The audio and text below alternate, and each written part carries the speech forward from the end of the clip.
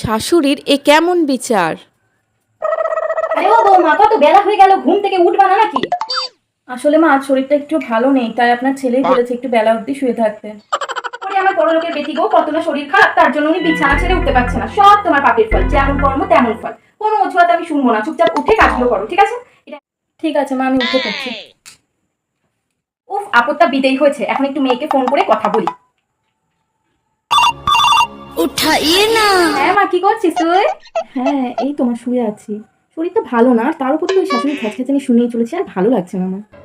আরে মা, মন খারাপ করিস না রে, সবই ভগবানের পরীক্ষা। এখন একটু সহ্য কর, পরে দেখবি সব ঠিক হয়ে যাবে। আর শরীর খারাপ নিয়ে কিন্তু একদম তুই উঠবি না, এখন বিশ্রাম কর। আমি রাখছি, হ্যাঁ? ঠিক আছে মা, রাখছি তাহলে, হ্যাঁ, পরে কথা বলবো। এ কেমন বিচার মা! আপনার বৌমার কিছু হলে সেটা পাপের ফল, আর আপনার মেয়ের কিছু হলে সেটা ভগবানের পরীক্ষা। বাহ, কি সুন্দর!